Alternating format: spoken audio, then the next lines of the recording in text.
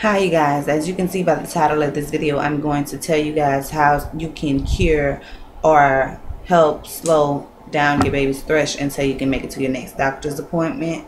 Because as you all know, 24 hours, that stuff, it basically just grows fast as hell. I went to the emergency room today. Kelly's sleep over there.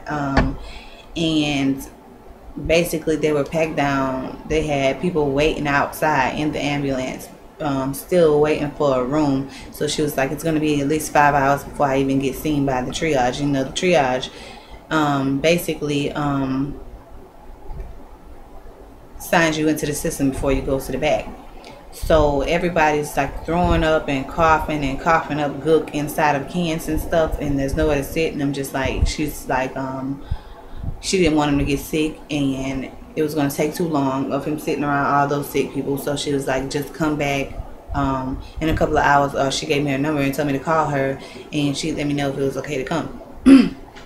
But what I decided to do was actually try out some home remedies for his thrush to try to slow it or stop it before Monday, if I can't make it back today, which I should have done in the first place instead of running straight to the medicine. Because I looked on here on YouTube, and I looked up how to cure baby's thrush, and they told me I had to have basically medications from the doctor. But when I looked online, I found quite a few remedies for this.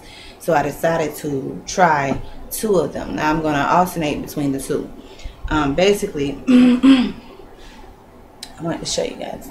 What I have is apple cider vinegar, apple cider, and I'm not going to dilute it. And I have baking soda mixed up with water. So basically, and I have a plain cup of water. So basically, and Q-tips. So basically, what I'm going to do is, for this first go around, layer his mouth, wherever it is, on his tongue and on his lip, with apple cider vinegar with the Q-tips, and then take my dropper full of water, tilt his head to the side, and rinse it out to keep him from swallowing it. So I decided to do this while he was asleep, because he's usually acting like a hungry hippo, and he'll swallow anything that I put into his mouth like he doesn't care. Okay, so I just wanted to come on here and share this with you guys. So just in case if anybody was having the same issue and they weren't able to find any help for it outside of waiting to go to the doctor, or waiting 8 hours at the emergency room full of sick people. But what I wish I would have done was actually tried it earlier and actually looked into it earlier instead of just waiting for the medicine, because it hasn't gotten bad now. I mean, I still think I caught it in time, but I feel like if I could have caught it at those first few bumps, or not bumps, but what are they, like, you know what I'm talking about. Anyway, if I'd have caught it when it was really early, I could have knocked it out really quick.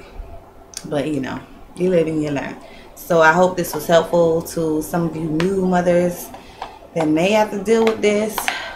Otherwise, you know, keep your pacifiers clean, obviously, and be sure that you rinse off the bottle tops whenever you're leaving them out. And try to take some gauze, like some wet gauze or something, and wipe his tongue off and around his lips when you're done feeding him, which someone had told me about the gauze.